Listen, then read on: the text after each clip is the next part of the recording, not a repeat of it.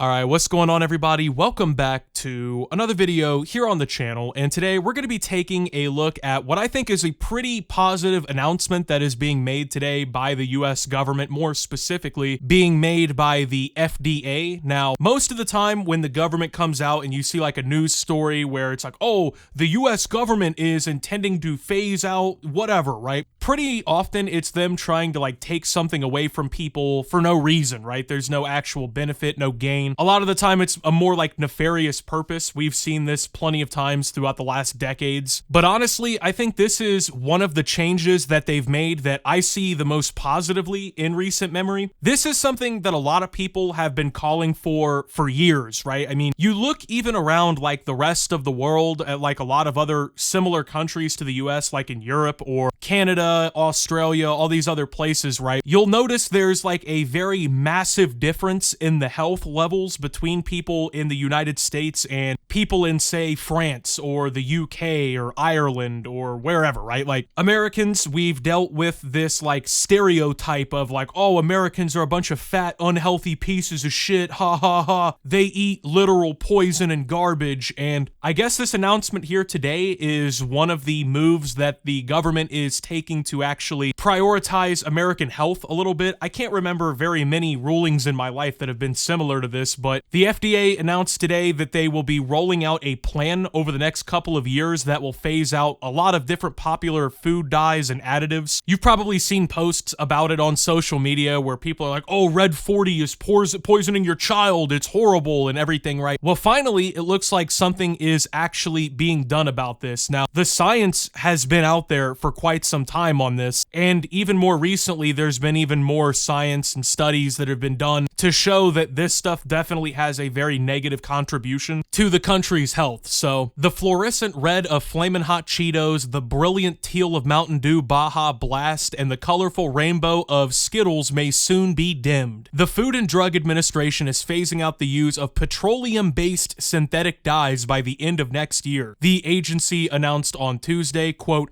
"For the last 50 years, American children have increasingly been living in a toxic soup of synthetic chemicals," FDA Commissioner Marty Makary said at a press conference. Food and beverage companies use additives like red dye 40 to give cereal, chips, sports drinks, and other products bright hues that attract shoppers, but backlash against artificial colorants has been brewing in the US for more than a decade. The changes will affect a slew of food giants, including PepsiCo, General Mills, Mars, and WK Kellogg. The industry has argued that the claims about the dangers of artificial dyes lack evidence that would support any bans. The FDA is taking several actions, including setting a, quote, national standard and timeline for the food industry to transition from petroleum-based food dyes to natural alternatives. According to Makary, the agency is also initiating a process to revoke authorization of synthetic food colorings, including those not in production, within the coming weeks. Now, like I said, there's been studies and stuff done, especially on like red 40. That's probably the food dye that people are the most, like, I guess, familiar with or whatever, right? It's in so many different things, but there's been science done, and it shows that especially in children who have been diagnosed with things like ADHD, food dyes and additives like red 40 can actually exacerbate these kinds of things. There's worries that some of these food dyes could even be carcinogenic. Now, as it seems right now, the studies show that in order for it to be like a carcinogenic level, you would have to consume higher than the typical consumption level of these food dyes and whatnot, but the science still needs to be done more particularly to see, like, you know, where these thresholds could be. There was a study in 2021 that was published that showed chronic exposure to red 40 in mice could show colitis-like symptoms, and that, you know, obviously isn't a good thing. When you see a lot of these studies done, they're done on mice because there are similarities between mice and their bodies and how things could affect humans. That's kind of how that's always been done. But there is evidence that these things are not good for people's health, especially in massive consumptions. And as we all know here in the United States, especially when you look at like the packaging of food and stuff like that compared to other places around the world, I mean, what would be like, for instance, a normal beverage or something like a soda or something here in the US could very easily be like twice the standard serving in a different country. And when you look at like the just overall health of Americans over time, right? Like, obviously America is known as being like one of the most obese countries on the planet. We are one of the only real developed nations with like actual high health standards and everything that have such a low fucking life expectancy for people. Our life expectancy has actually been declining, you know what I mean? It's like, it's very obvious that the shit that we eat here in America is not good for us. It's not healthy. It's not made to be nutritious. It's not made to be good for you in any way. It's meant to make you buy more of it. It's meant for you to become addicted to it. It's meant for you to prioritize eating it over healthy shit. I mean, when you look at like the average kid's diet now compared to 80 years ago, they probably do have better nutrition in some ways, but when you look at like the shit that they are eating, I mean, most kids now, it seems like, are just eating garbage. Like when you look at what they're probably packing to school or whatever for lunch and shit, they're just packing a bunch of preservatives, additives, fucking chemicals. I mean, even when you read that article, like what we just read from CNBC here, and it says,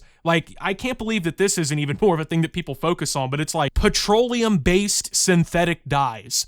What about that sounds healthy or good to anybody? I mean, when I go to the grocery store and I'm like looking for a box of cereal that I want to consume throughout the week for breakfast, it's not like the thing going through my mind is, well, which one has the most petroleum-based synthetic dye? Because that's the one that I want. I want the one with all of the petroleum-based synthetic dye. That sounds delicious and healthy and consumable to me. He added that the FDA is also eliminating the remaining 6 synthetic dyes on the market from the U.S. food supply by the end of the year, specifically red dye 40, yellow dye 5, yellow dye 6, blue dye 1, blue dye 2, and green dye 2. It is also requesting food companies to phase out red dye 3 by the end of next year, which is sooner than the 2027 to 2028 deadline previously announced, according to Macquarie. Quote, for companies that are currently using petroleum-based red dye, try watermelon juice or beet juice. For companies currently combining petroleum-based yellow chemical and red dyes together, try carrot juice, he said. And that's the thing, I don't know, because like obviously most people that I've ever spoken to or have seen online seem to be in favoring basically of like taking these fucking artificial additives and stuff out of food when they're not necessary. That's the thing. Some of these things, they are made to preserve food, to make their shelf life longer, whatever, right?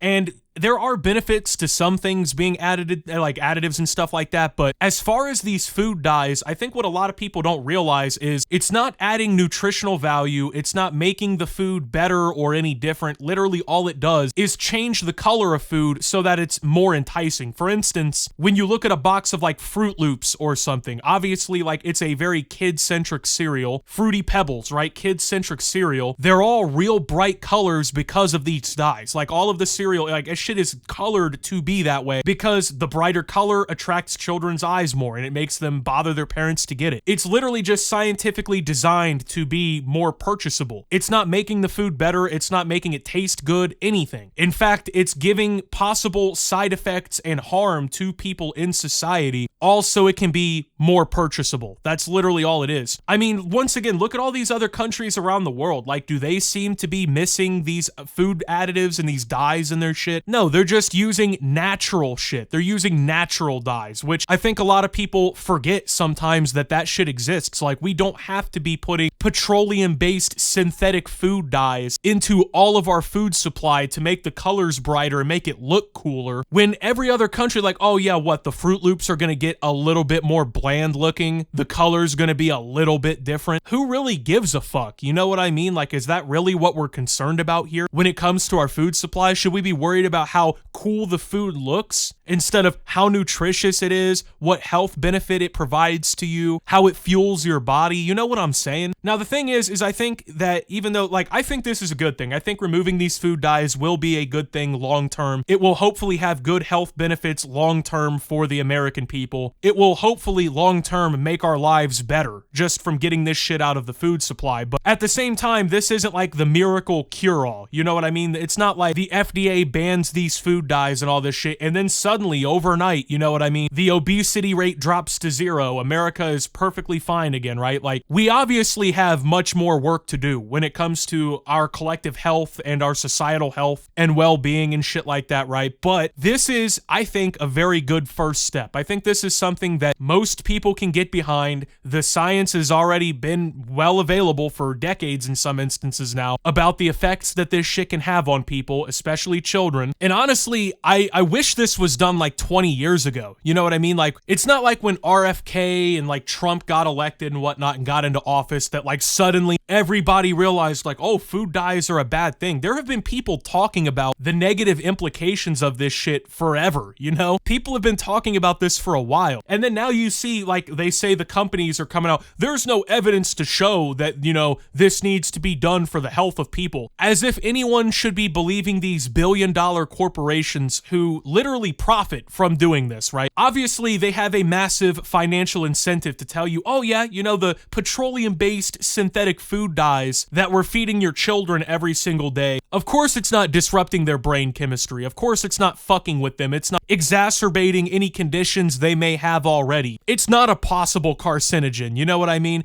You'll be fine. Just keep buying the cereal. Keep buying our product. You're gonna be okay. Yeah, when has the food industry ever lied to people and deprioritized our health for profit, right? Same thing with like the medicinal industry. If Pfizer came out tomorrow and told people that this shot that caused AIDS or something didn't cause AIDS, I'm just making an example, of course, right? I'm not talking about anything particular, but like, if that were the case, people would instantly see through it. And I'm not supposed to see through it here. Like, yeah, your billion-dollar corporation who's been feeding us this shit, this garbage for decades now, right? You stand nothing to gain from this being repealed, I'm sure. Of course, it's going to cost these companies money. They're going to have to alter their recipes. They're going to have to phase these dyes out of production. They're going to have to bring in the new shit to actually, you know, keep dyeing the food. Because it's not like your Starburst, right, are going to suddenly become transparent or something because of this. They're just going to move to a healthier alternative or a different chemical, you know what I mean? It's not going to be like, oh, all of our food is going to be off the market or anything like that. This is just a change where it's like, well, we know that one of the ingredients that we're using to make all of this shit is probably causing some problems. Maybe we shouldn't be using that. So I think that this is a good thing long term. It doesn't seem that it's not like tomorrow this is going into effect. I guess the rest of the year, they're going to be trying to phase this shit out of the food supply. We'll probably start really seeing the after effects of this in the later years of this administration, 2027, 2028, maybe even beyond that, right? It's not going to be something that overnight, you know, the light switch goes off. Kids are no longer going to be autistic or have problems or whatever. A lot of the things that people say, you know, like I said, the obesity rate's not dropping to zero, but in 10 or 15 years, will children hopefully be measurably healthier from changes like this? I hope so. I think so. And also, I hope that this isn't the end. You know what I mean? Because it's not like these were the only problematic things in the food supply. I really do hope the FDA continues and is like, look, we have other additives, other chemicals, other shit that we're doing that is fucking people up. It is causing problems. It's fucking people up. I hope that they actually do their job. You know what I mean? Like, that's the reason we have fucking Food and Drug administrations and stuff like that. We have these government boards and stuff